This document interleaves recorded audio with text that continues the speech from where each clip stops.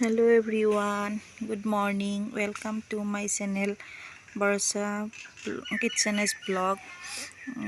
আজি মই গোটেই ঘৰটো মোৰ ঘৰটো বহুত অপৰিপাটি হৈ আছিল। আজি দেওবাৰটো মই ভাবিলোঁ কিবা এটা কৰোঁ, ঘৰটোৱে চাফ চিকুণ কৰোঁ। গতিকে চাবচোন মই আজি গোটেই ঘৰটো কেনেকৈ ছেটিং কৰিলোঁ, কোনখিনি বস্তুত কি দিলোঁ।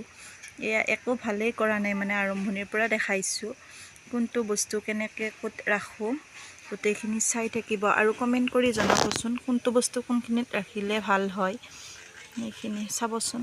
এই যে নতুন বছৰ আহিছে, নতুন বছৰৰ লগতে ঘৰবিলাকত অকণমান কিবা সাল সলনি কৰিলে, বিচনাপত্ৰ অকণমান সাল সলনি কৰি বেলেগকৈ অকণমান চিজিল লগাই পাৰিলে কিবা এটা ভাল লাগে আৰু ঘৰখিনিও চাফ চিকুণ হৈ পৰে। আজি মই গোটেইকেইটা ঘৰ নকৰিলোঁ, 3টামান ৰুম মই এনেকুৱাকৈ চাফ চিকুণ কৰি ল'লোঁ। দেওবাৰ যিহেতু স্কুল বন্ধ বাবুৰ, গতিকে আজি সময় পালোঁ, গতিকে এইখিনি কৰিলোঁ। আৰু সেইখিনিকে আজি এটা সৰু ভিডিঅ' বনাই আপোনালোকক দেখুৱাবলৈ চেষ্টা কৰিলোঁ। চাই থাকিব আৰু এইটো ৰুমো চাফা কৰিলোঁ।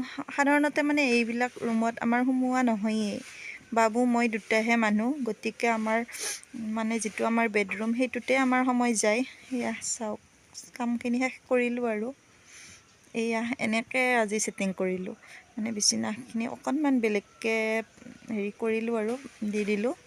এইটো ৰুম এনেকৈ ৰাখিলোঁ, বিশেষ বস্তু বাহিনী নাই আজিলৈ। সেয়াই আৰু বাই।